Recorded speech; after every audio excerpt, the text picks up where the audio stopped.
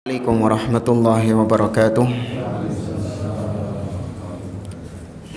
Innal hamdalillah nahmaduhu wa nasta'inuhu wa nastaghfiruh wa na'udzu billahi ta'ala min shururi anfusina wa min sayyiati a'malina. Man yahdihillahu fala mudilla lahu wa man yudlil fala hadiyalah. Wa asyhadu an la ilaha illallah wahdahu la syarika lah. Wa asyhadu anna Muhammadan abduhu wa rasuluh. Ya ayyuhalladzina amanu taqullaha haqqa tuqatih wa la tamutunna illa wa antum muslimun. Ya ayyuhan nasu taqu rabbakumul ladzi khalaqakum min nafsin wahidah wa khalaqa minha zawjaha wa batha minhuma rijalan katsiran wa nisaa'a wattaqullaha alladzi tasaaluna bihi wal arham innallaha kana 'alaikum raqiba.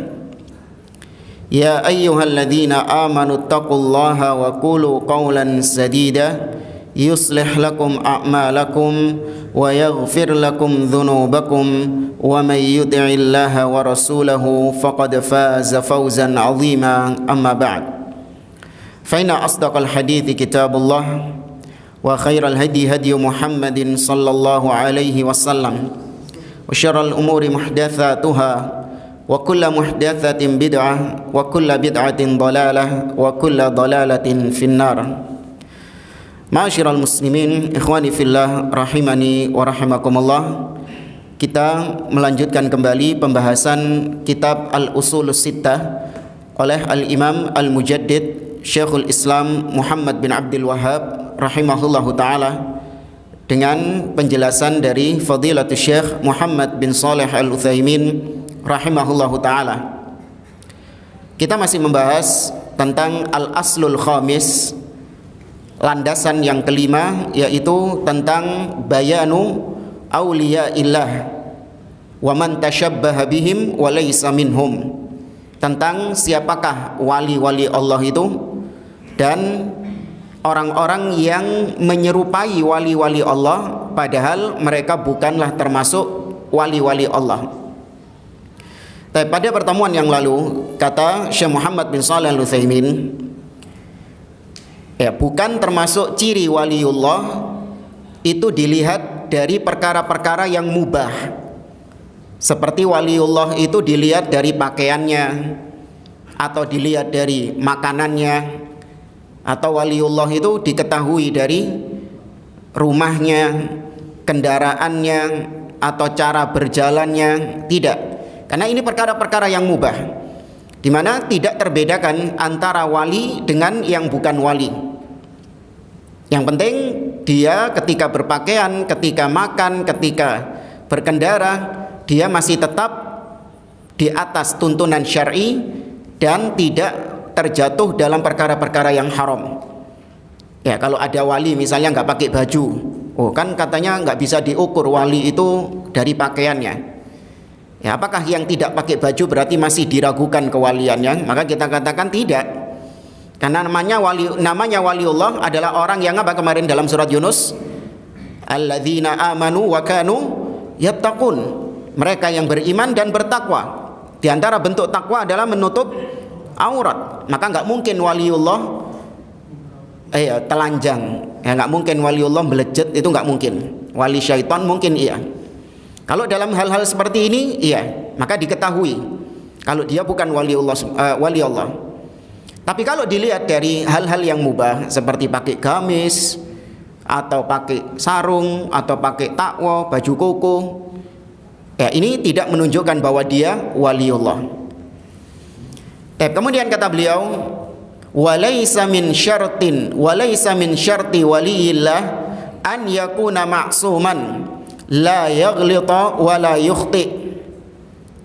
Bukan termasuk syarat wali Allah, yaitu dia harus maksum, nggak bisa salah. Ya, maksum, tidak pernah keliru, tidak pernah salah. Ini bukan syarat seorang wali itu harus nggak boleh salah. Konangan salah, ketahuan salah, keliru, langsung dicoret dari daftar kewalian misalnya. Tidak. Ini bukan termasuk syarat waliullah itu maksum, gak pernah berbuat salah. Bahkan kemarin sudah kita sampaikan, Nabi dan Rasul itu maksum, iya. Namun maksumnya itu hanya dari beberapa sisi saja para nabi dan rasul itu. Tapi dari sisi yang lain, nabi dan rasul itu tidak maksum. Tapi kalau masih ingat di pertemuan yang lalu, nabi dan rasul itu maksum dari apa saja? Dari dosa besar. Ya, dari kabair. Benar, nabi dan rasul itu maksum dari dosa besar. Artinya dijaga sama Allah, nggak mungkin para nabi dan rasul melakukan perbuatan dosa besar. Berzina, ya, membunuh, ya, khamr, riba dan seterusnya. Kemudian maksum dari menyampaikan risalah, tablighi risalah, yakni dijaga sama Allah, nggak mungkin nabi dan rasul itu salah menyampaikan wahyu, salah menyampaikan ayat kepada umatnya. Ya, kemudian yang ketiga maksum dari akhlak-akhlak yang buruk, akhlak-akhlak yang tercela. Ya, bujuan, berkhianat, ingkar janji dan yang semisal dengannya, atau durhaka sama orang tua, itu masuk dosa besar. Namun para nabi dan rasul itu tidak maksum dari dosa-dosa kecil atau yang sifatnya itu ketergelinciran, kealpaan, kesilapan, ya, kepleset, ya, hal-hal demikian, ketidaksengajaan. Maka para nabi dan rasul mungkin melakukan hal itu. Di antara dalil yang menguatkan hal ini adalah Allah Azza wa Jalla mengatakan tentang Adam, yaitu dalam surat Thaha, kata Allah Subhanahu wa taala, wa asa adamu rabbahu faghawa. Ya, Allah katakan wa asa Adam rabbah. Nabi Adam bermaksiat kepada Rabbnya, jatuh dalam perbuatan dosa. Demikian juga Nabi Musa alaihi salam, kata Allah dalam surah Al-Qasas, fastaghathahu alladhi min syi'atihi 'ala alladhi min aduwi fawakazahu Musa faqada alaihi. Ya, Nabi Musa ketika dimintai tolong, ada dua orang yang bertengkar, Nabi Musa dimintai tolong, kemudian dipukul sama Nabi Musa dan terbunuh orang itu, mati orang itu. Nah, ini ketidaksengajaan. Ya. Kemudian juga Nabi Muhammad SAW ditegur oleh Allah karena berpaling atau bermuka masam kepada seorang sahabat yang bertanya kepada beliau. Siapa itu? Abdullah ibnu Ummi Maktum. Allah turunkan firman-Nya, abasa wa tawalla, dan seterusnya.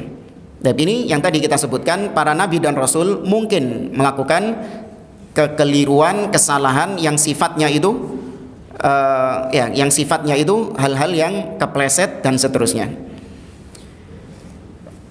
Taib jamaah rahimani wa rahimakumullah. Taib sebelumnya ada dua istilah yang sebagian orang itu sering keliru dengan dua istilah ini. Yang pertama adalah al-khata', atau kata kerjanya saja akhta'a.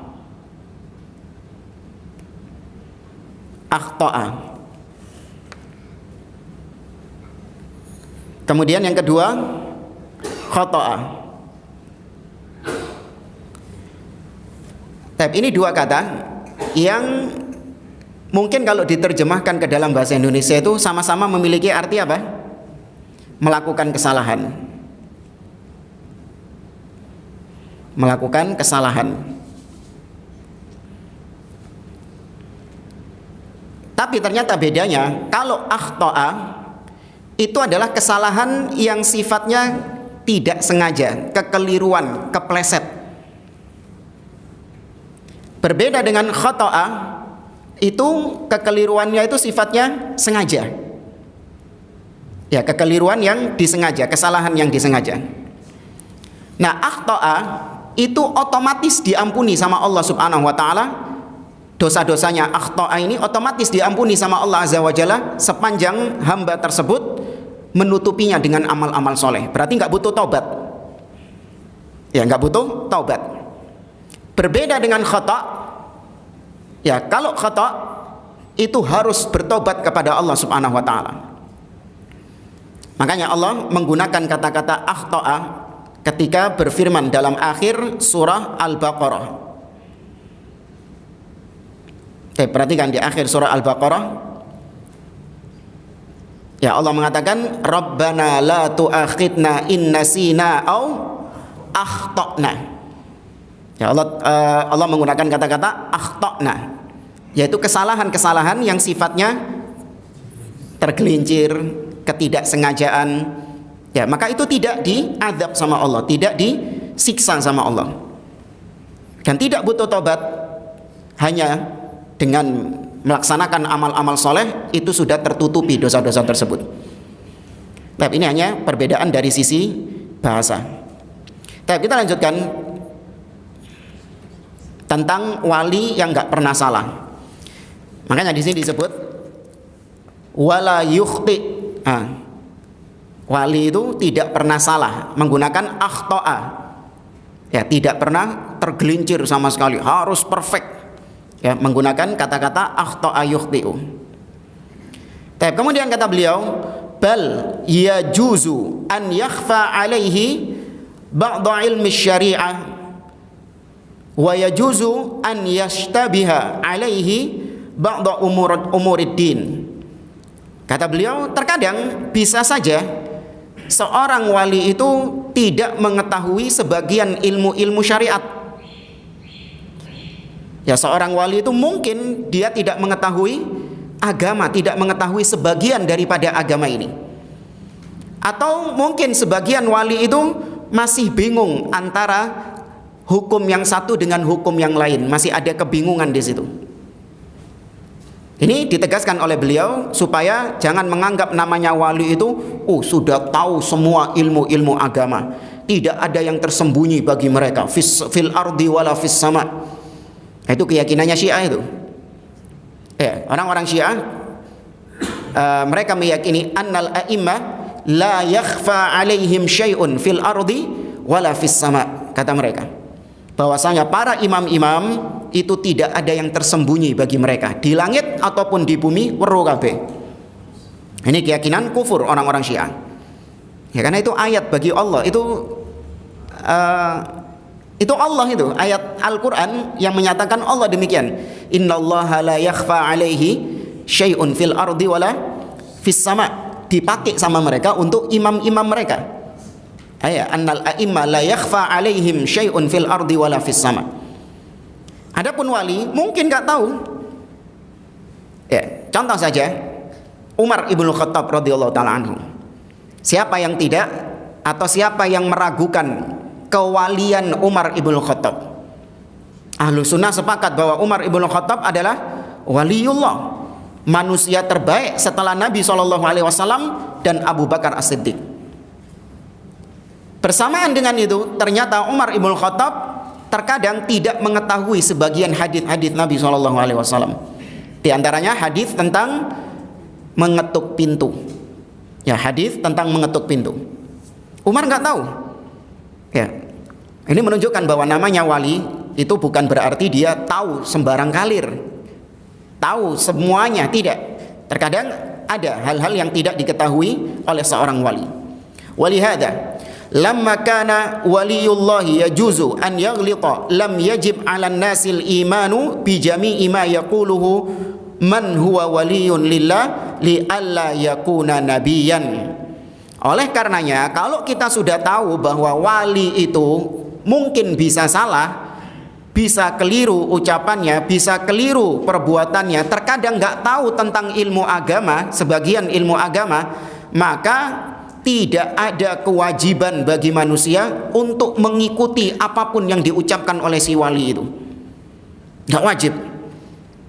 Apapun yang dilakukan sama si wali itu, nggak ada kewajiban kita untuk menirunya. Fulan ini kan wali, iya, ngerokok dia. Kalau di Indonesia walinya itu ngerokok. Iya, ini ngerokok itu nggak apa-apa, buktinya ini waliullah saja ngerokok dia.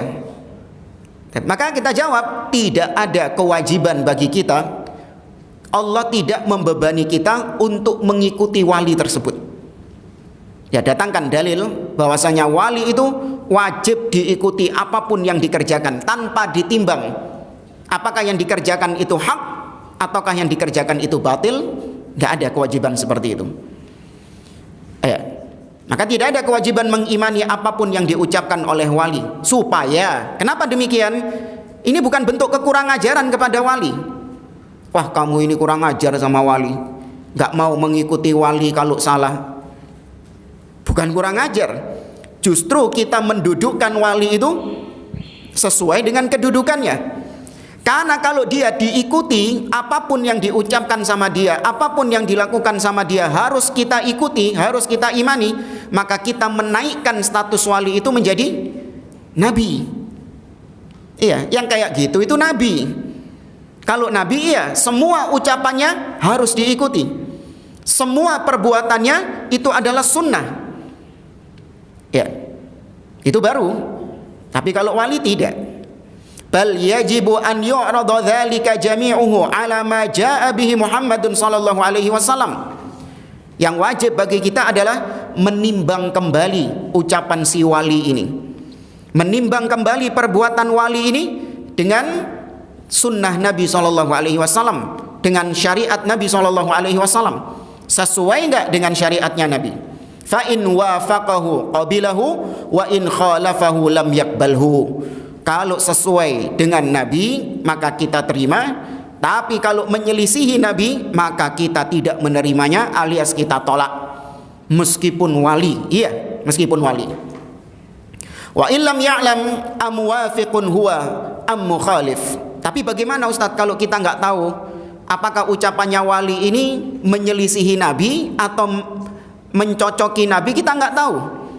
Bagaimana sikap kita? Maka tawakuf, ya tawaqqafa fihi wan nasu fi hadzal babi thalathatu asnaf. Kalau kita nggak tahu apakah yang diucapkan wali ini hak atau batil, sesuai dengan sunnah Nabi atau tidak, maka kita tawakuf, tidak membenarkannya, tapi di satu sisi tidak mendustakannya. Ya, sudah tawakuf, kita nggak tahu ilmunya. Ya, tapi kalau sudah jelas-jelas wali ini menyelisihi Nabi, maka harus ditinggalkan. Nggak boleh ditiru, terutama perkara-perkara yang sifatnya ma'lumun minad-din bid-darurah, diketahui oleh semua manusia, hatta yang awam sekalipun paham kalau itu sesuatu yang keliru. Seperti khamr misalnya, ada nggak orang Islam yang nggak tahu tentang haramnya khamr? Hatta yang nggak pernah duduk di majelis ilmu, nggak tahu ngaji, nek ditanya ya khamr hukumnya apa, semua jawab apa? Semua jawab haram.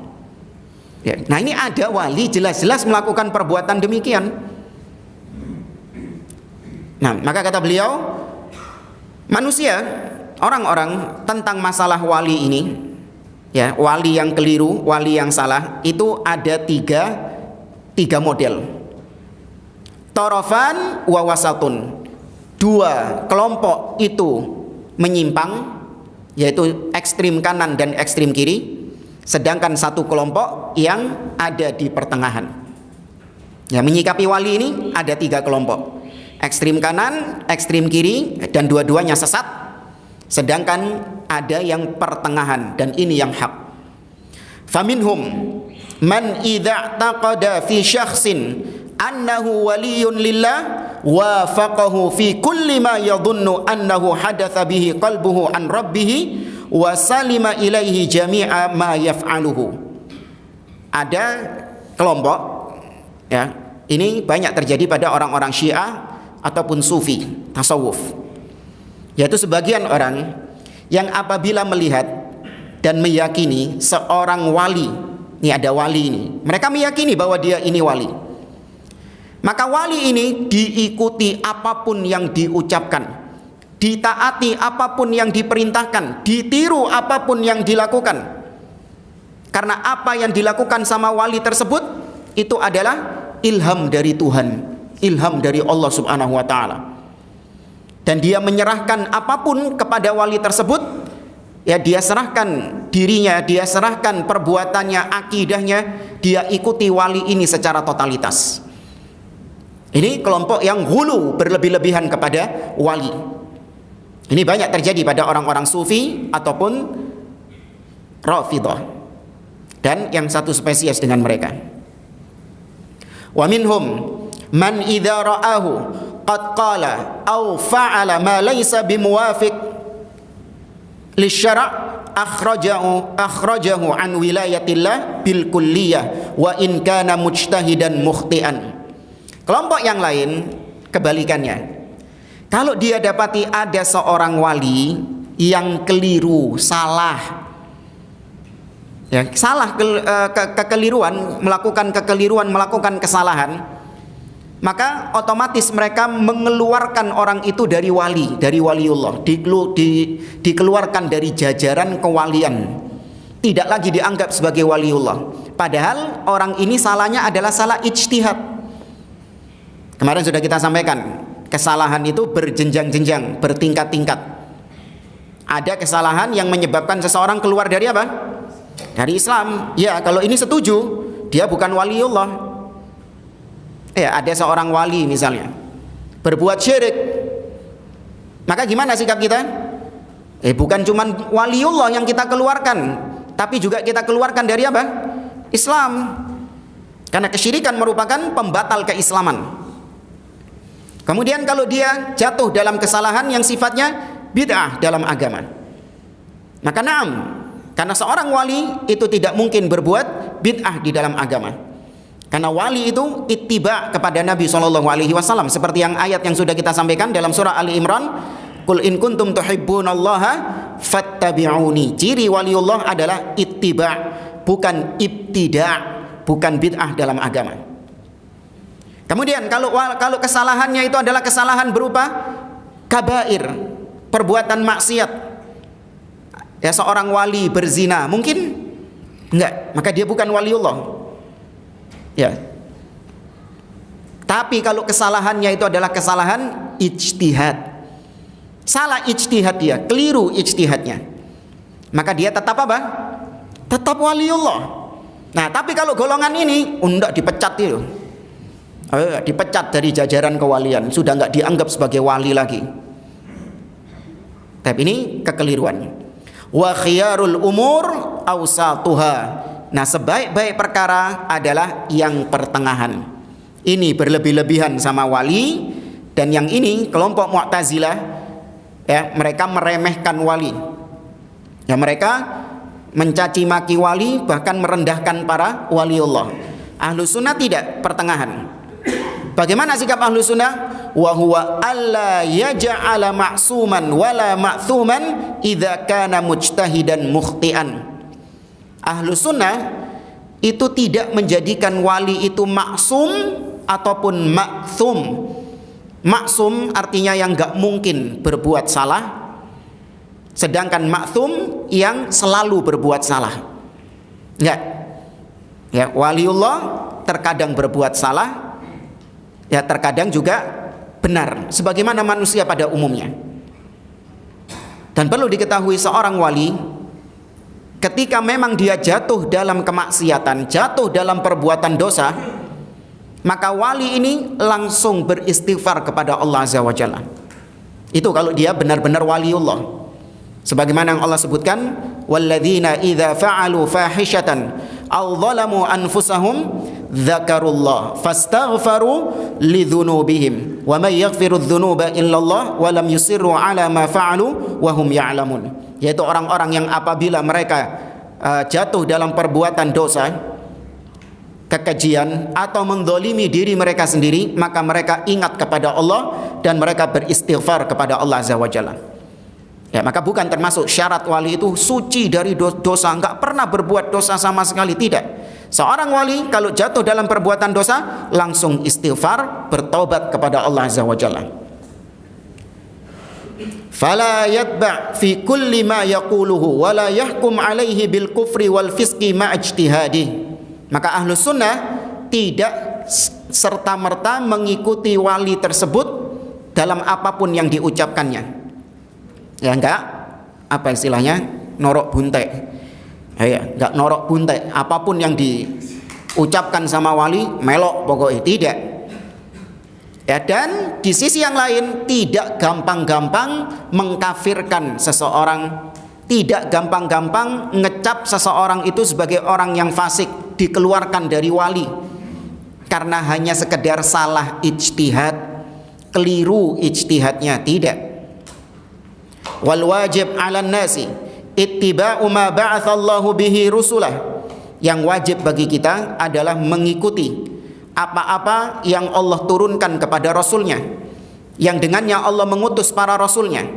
Wa qad ittafaqa salaful ummah wa a'immatuha ala anna kulli wahidin yu'khad min qawlihi wa yutrak illa Rasulullah sallallahu alaihi wasallam. Telah sepakat para ulama ini dari zaman ke zaman bahwa semua orang tanpa terkecuali itu bisa diambil pendapatnya dan juga bisa dibuang pendapatnya kecuali Rasulullah sallallahu alaihi wasallam. Siapapun yang mengucapkannya. Abdullah bin Abbas pernah berdebat dengan seseorang. Abdullah bin Abbas mengucapkan qala Allah, qala Rasul, tapi ditentang sama orang itu dengan qala Abu Bakrin wa Umar. Ya, maka dikatakan sama Abdullah bin Abbas, akhsha an tanzila alaikum hijaratun minas sama, aqulu lakum qala Allah wa qala Rasul wa taquluna qala Abu Bakrin wa Umar. Aku khawatir kalian akan dihujani batu dari langit. Aku mengatakan kepada kalian Allah berfirman, Nabi bersabda, lah kok kalian bantah dengan Abu Bakar mengucapkan ini tapi Umar mengucapkan ini. Nggak boleh mendahulukan ucapan siapapun di atas firman Allah dan Rasulnya. Ya ayyuhalladzina amanu la tuqaddimu baina yadayillahi wa rasulih, dalam surah Al-Hujurat. Jangan kalian mengedepankan ucapan siapapun di atas ucapan Nabi SAW. Maka semua pendapat siapapun bisa diambil dan juga bisa ditolak kecuali Rasulullah SAW. Ini wallahu a'lam diambil dari ucapan Imam Malik. Imam Malik rahimahullah, Imam Malik bin Anas, Imam Darul Hijrah, pernah mengatakan kullun yu'khad min qawlihi wa yutrak illa sahibu hadzal qabr.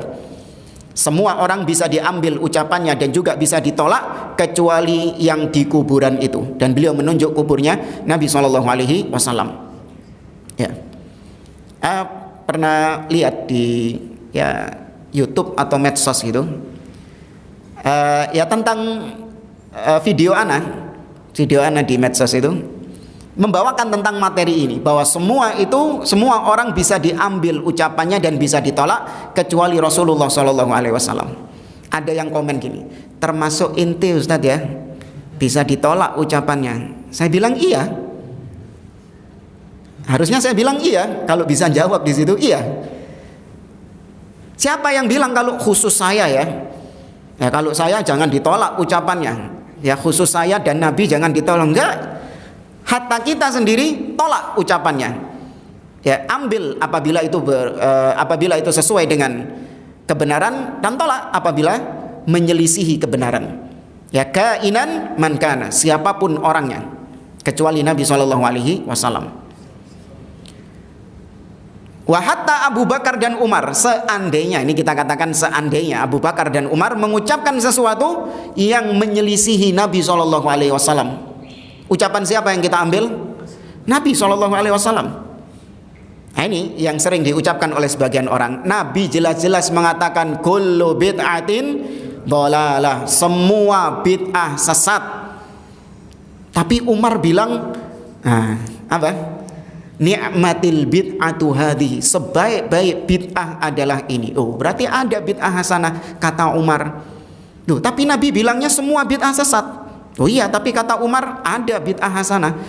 Taib, seandainya Umar ibn Khattab mengucapkan itu untuk membantah Nabi SAW, memang kalau ucapan Umar itu niatnya untuk membantah Nabi, padahal enggak kan? Taib, taruhlah iya. Maka ucapan siapa yang diambil? Tetap Nabi SAW. Namun ternyata nggak mungkin seorang Umar ibn Khattab menentang Nabi SAW. Maka dipahami di situ bahwa bid'ah yang dimaksud bukan bid'ah dalam agama, tapi yang dimaksud bid'ah oleh Umar adalah bid'ah dalam bahasa. Ya, bid'ah dari sisi bahasa. Tapi ini sudah kita bahas ya pada al-aslu ats-tsani. Ya, pembahasan landasan kedua. Wa hadza minal furuqi bainal anbiya wa ghairihim. Inilah yang membedakan antara para nabi dengan selain nabi. Kalau nabi diambil ucapannya, tapi kalau wali ditimbang lagi ucapannya. Fal anbiya salawatullahi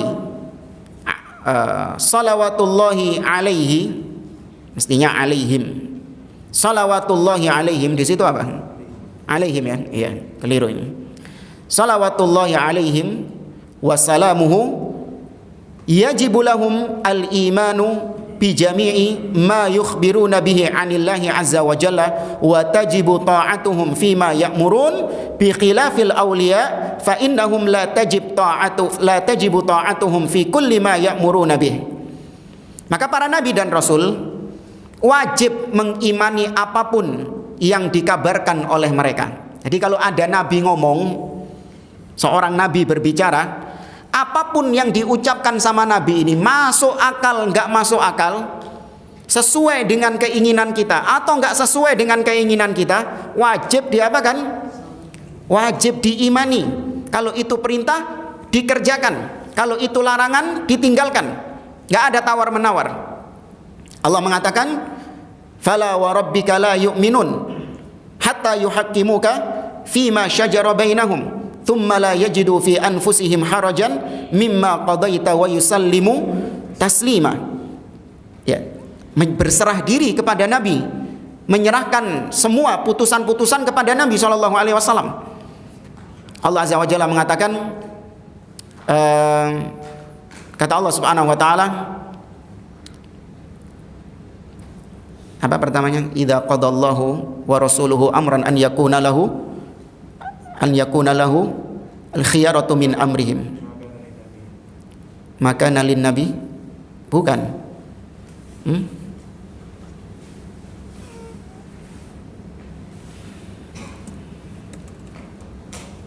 Apa sih?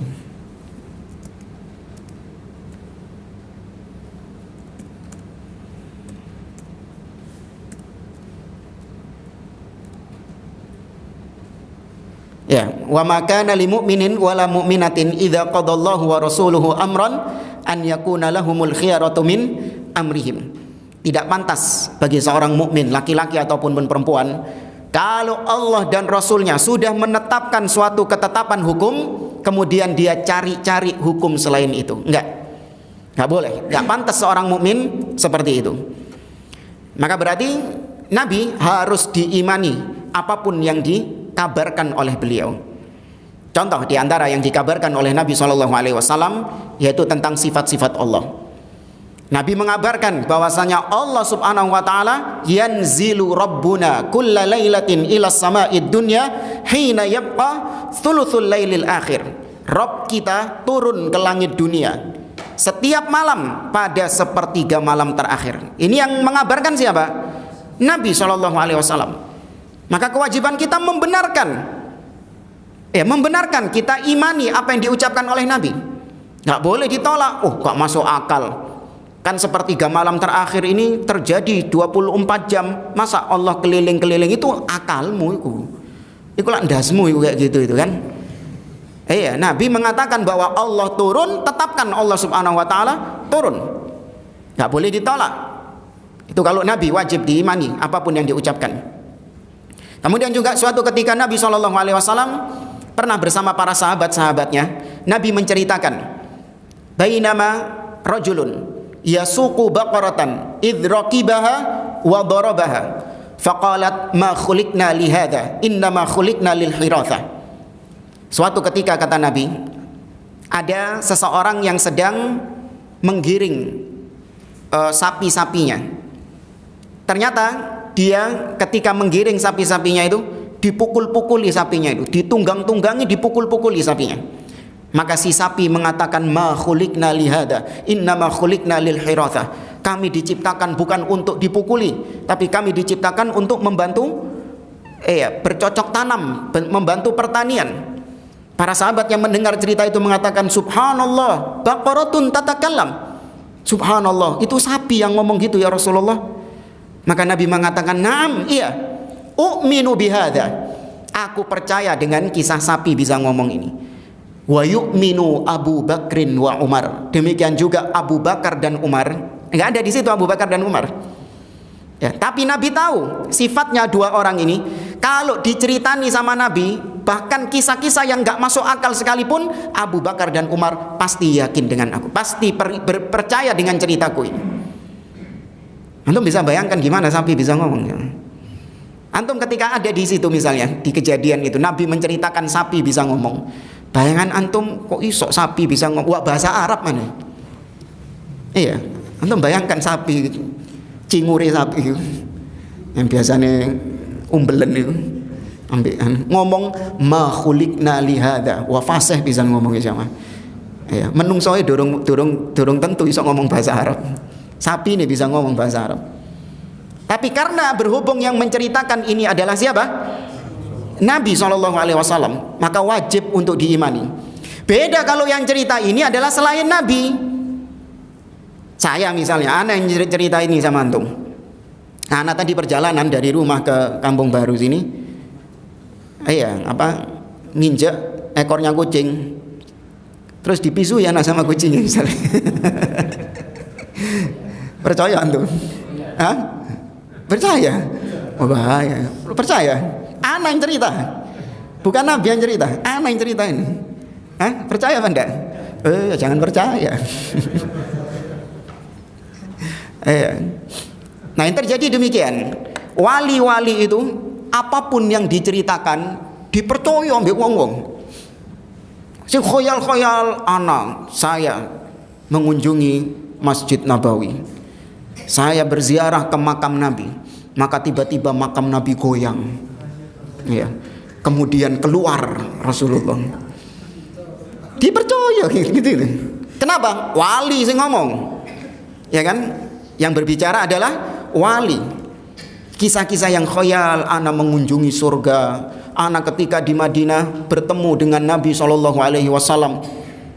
Ya, kemudian bukan sih, ada orang yang bertemu Fatimah ketika di Madinah ini bertemu dengan Fatimah. Ini zaman sekarang ini ketemu sama Fatimah. Dia tahu wallahu a'lam gimana ceritanya. Ketika ditanya kemana ayahmu wahai Fatimah, ayahku sedang tidak ada di sini. Ayahku sedang ada di Tarim sana, Hadramut. Percaya. Iya. Nah, ini kisah-kisah yang gak masuk akal, khayal. Yang sahabat saja gak mengalami seperti itu. Tapi orang-orang di zaman sekarang yang Nabi gak kenal sopo ini, tapi begitu luar biasa Nabi sampai belani metu toko kuburan, belani Rejal ini. Padahal dahulu Nabi gak metu kuburan ketika sama Abu Bakar, ada Aisyah, ya, ada Fatimah masih hidup ketika gak tahu Nabi metu. Gak pernah Nabi keluar dari kuburan. Lah kok ada fulan di tahun sekarang yang Nabi gak tahu delok rai ini, gak pernah lihat muka belani Nabi metu ketemu sama Rejal ini. Dan itu diyakini sama mereka. Ya, maka kalau ini yang mengabarkan Nabi wajib kita imani. Namun kalau selain Nabi harus kita timbang lagi. Makanya kata beliau di sini berbeda dengan wali. Kalau yang mengucapkan cerita-cerita ini, mengabarkan informasi ini adalah seorang wali, maka kita tidak wajib mengimaninya. Kalau si wali ini memerintahkan sesuatu, kita tidak wajib mengerjakannya. Kalau si wali ini melarang sesuatu, kita tidak wajib meninggalkannya. Kecuali apabila perintahnya ini sesuai dengan apa? Sesuai dengan syariat. Baru kita mengerjakannya, bukan karena nurut walinya, tapi nurut apanya? Syariatnya. Motivasinya karena kita menuruti syariatnya. Kebetulan wali ini yang menyampaikan syariat tersebut. Yaitu sikap Ahlus Sunnah. Maka kata beliau ditimbang kembali. Ya, semua perkara-perkaranya ditimbang kembali dengan kitabullah dan dengan sunnah Nabi SAW. Apa yang sesuai diterima, dan apa yang bertentangan dengan Nabi SAW maka ditolak. Ini anak kira pembahasan beliau setelahnya kurang lebih sama dengan apa yang disampaikan atau apa yang disampaikan sebelumnya. Maka kita nggak perlu mengulang-ulang kembali pembahasan tersebut. Intinya seorang wali bisa salah dan perkaranya harus ditimbang kembali dengan Al-Quran dan Sunnah. Tidak ada kewajiban bagi kita untuk mengimaninya. Dan tidak ada kewajiban bagi kita untuk melaksanakan perintah wali atau meninggalkan larangan wali. Ya, tidak ada kewajiban demikian. Harus ditimbang lagi dengan Al-Quran dan Sunnah. Kalau perintahnya sesuai dengan Al-Quran dan Sunnah, maka kita mengerjakannya. Kalau larangannya sesuai dengan Al-Quran dan Sunnah, maka kita meninggalkan hal tersebut. Hadza wallahu a'lam bishawab. Saya kira ini yang bisa kita sampaikan. Insyaallah kita lanjutkan pada pertemuan yang akan datang. Aqulu qouli hadza wa sallallahu ala nabiyyina Muhammad wa ala alihi wa sahbihi ajma'in. Wa akhiru da'wana anil hamdulillahi rabbil alamin. Wassalamualaikum warahmatullahi wabarakatuh.